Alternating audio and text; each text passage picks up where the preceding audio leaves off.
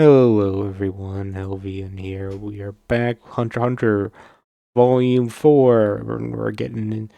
We're finishing the Hunter exam arc. Uh Not officially, like the right at the end of this volume, Hunter exam is finished. But we're still like explaining to Gon what happened.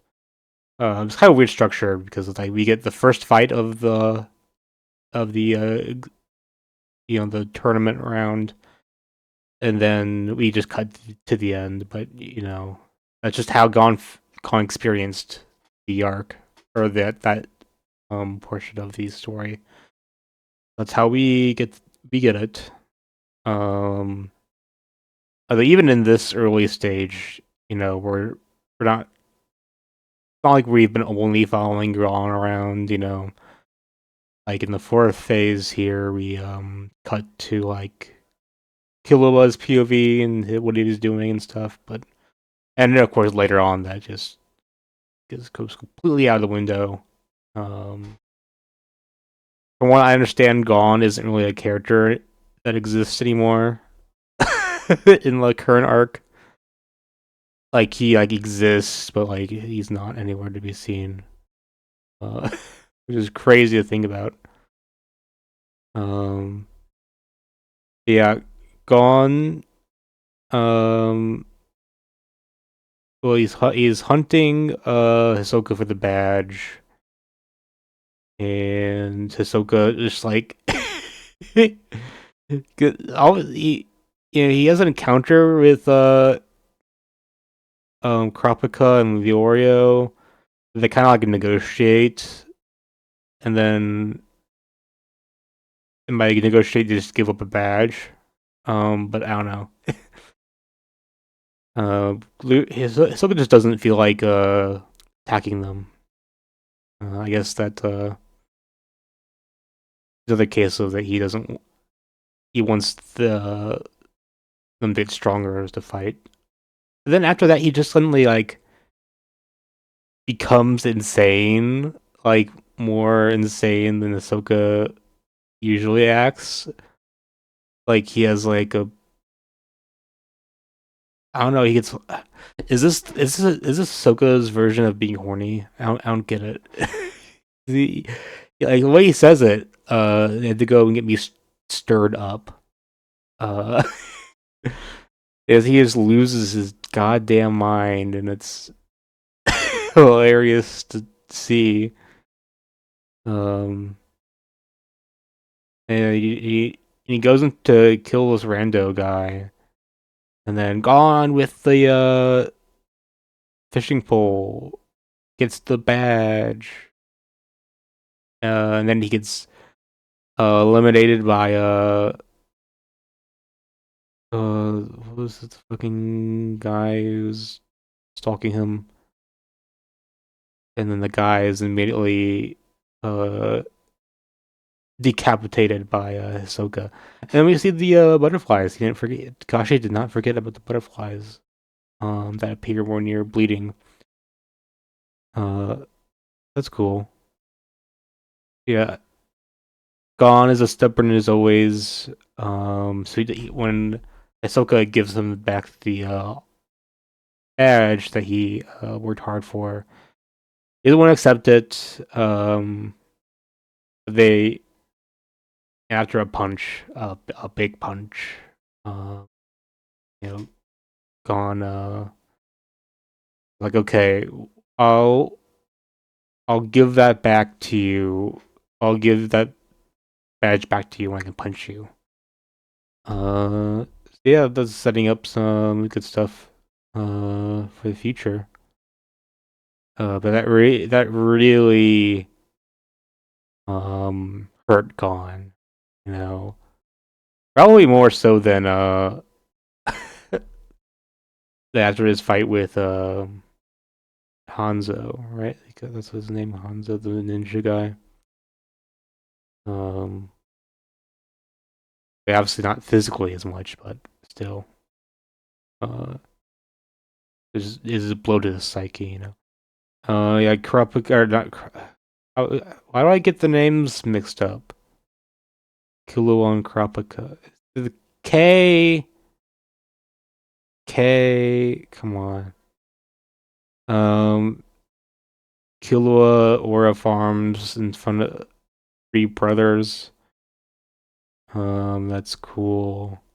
He loves the aura farming. Yeah, we get and then we go to Leorio, and what he's doing with Kurapika. Leorio's hunting Ponzu. Ponzu's hunting what do you call him? This is Bourbon, Snake Charmer. And yeah, the snake guy, he died. Ponzu got him. But they're trapped in the cave because the snakes that he had is like a dead man's switch. Well, it wasn't really intended to be that way, but that's how it works out.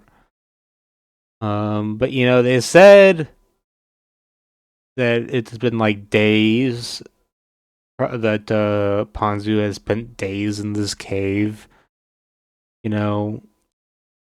But if that's the case, how are all of these snakes still alive? How did they get that much food to live? How are these snakes living to do this trap after days? Like Ponzu, I can believe. I can buy that Ponzu had like foodstuffs on her, to survive in the cave. But the snakes, I don't know, man. Also, did she even try having her like bees battle the snakes? Um it feels like that might be a thing she could do. But maybe she doesn't want to risk it. But on the other hand, it didn't really seem like um she was planning on doing anything. Like she just kinda accepted her fate. Um that's a shame. Yeah, okay, well, C5 was like, oh, you're hell of memorying. She does more stuff later, and that, well, I only remember her dying later. Um, like obviously, like maybe some minor scenes, but I think this is peak amount of pawn time we see Ponzu. Uh, Unfortunately, probably only remembered because of this power, and also because she's like cute. Uh, because otherwise she doesn't really do much at all here.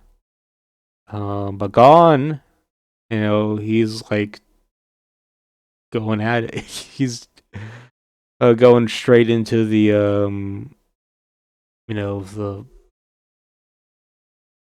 the snake pit. Snake. He tries to get the bourbon guy's antidote. Just to oh my god. I'm spamming the uhs. Can't do this, man. But yeah, he wants to get the antidote. But he has to go to the snakes to go through the snakes, and he does this. He does. He's just that. He's that guy, He's just that guy, and he can also breathe, hold his breath for 9 minutes 44 seconds. Well, that's his PB. Average, probably average is less than that.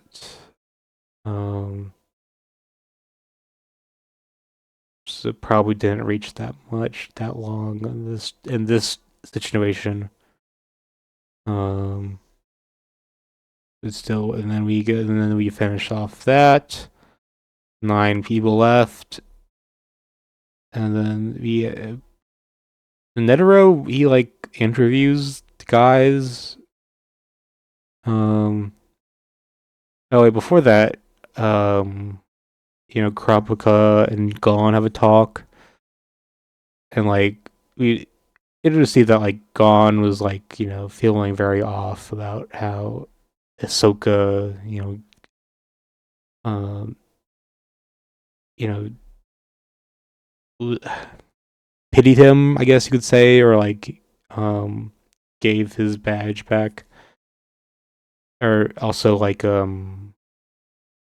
kicking himself for like being so weak that he like got hit with a blow dart, from guy who was following him. And yeah, that's all the stuff that was going through his mind. So that's why he immediately tried to go to Kurapika and Leorio, because he wanted their support to make himself feel stronger. That was a good moment. Good character moment. And then yeah, Netero interviews everyone and then creates a great tournament bracket, work of art, and it's a very unique tournament in that when you win, you win one round, you're golden. You don't advance further, you've already get the prize, which is the passing. Yes, there are 9 people right at this 1, 2, 3, 4, 5, 6, 7, 8. Yes, there are 9. I've counted again. 9 people, so 8 people have passed. Um, and he designed it in such a way that uh, those that have gotten the most points have the most amount of chances uh, to win because they have the most amount of matches scheduled. Uh, and to get the points or scores, it's judged by physical ability, mental acuity, and overall. Um, Now, the overall impression is Netero describes it as whatever can't be pinned down by criteria. Um, and his assessments of your potential as hunters. And Killua was a good overkill was like, I know I scored better than Gon overall. Yet they see more potential in him because he has a less favorable bracket. Which is interesting to consider because yeah, if you look look back through this arc, I mean Gon definitely I think shows more. I I definitely will agree that like Gon does show more potential. You'd say like not obviously not physically um stuff, but like Killua, what has Killua done? He's aura farmed all the time. He's cool. Don't get me wrong. He's cool. But he's just getting kind of like aloof, fucking edge guy, you know. Um, but Gon, he Gon is like he's on the nose on his grind set, man. Um, you can't deny that.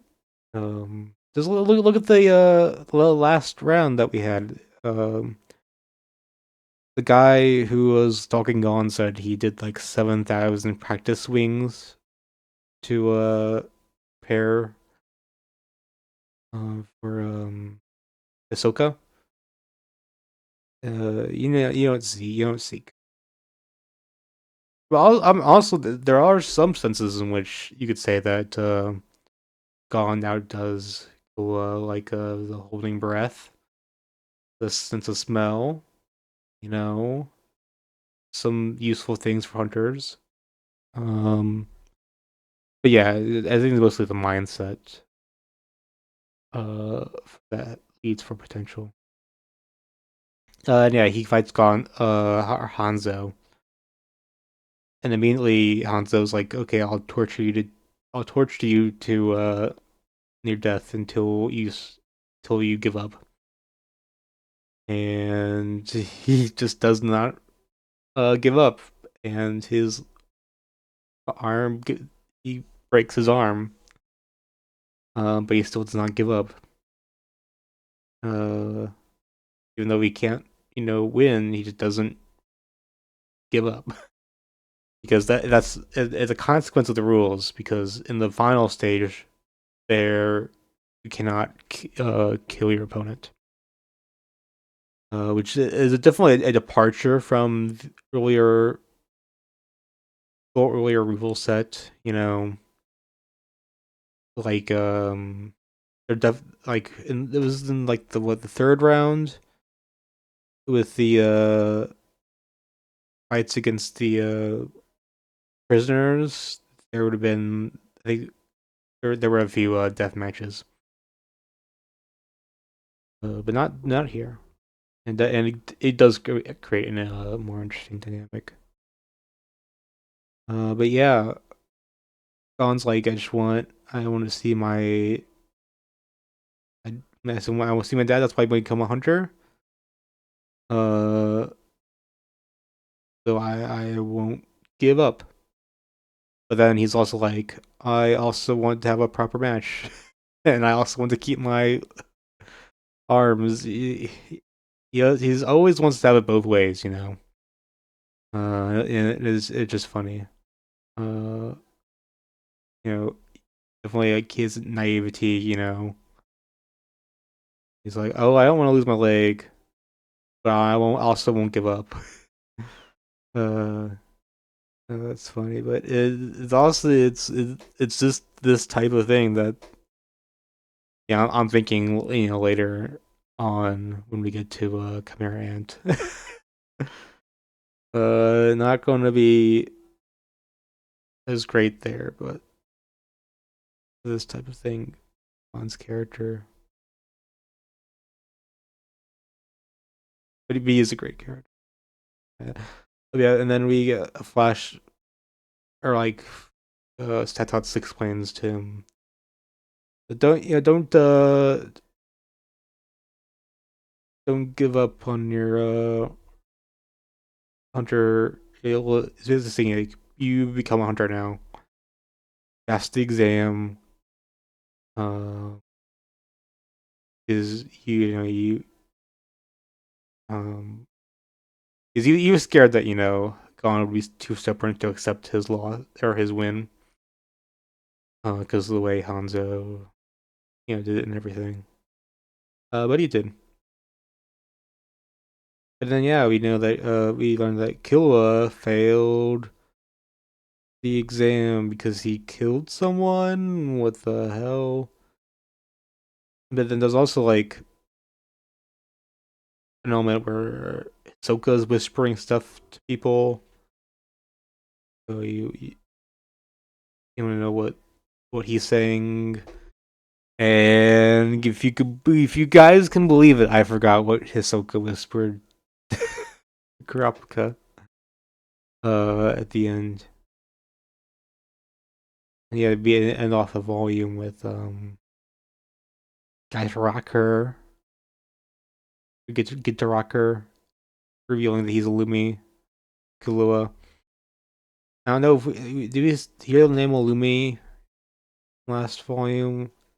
We already know that God Rocker could do that to revert to his face. Uh, um, we didn't know that he was related to Killua yet. Yeah, next volume will be Zoltic family, the least controversial Hunter arc. Well, it's not even an arc. There's contention over whether that should count as an arc. Um, which I feel like the only reason you wouldn't count Zoltic family as an arc is because it's short. um, which in general I don't think it's a good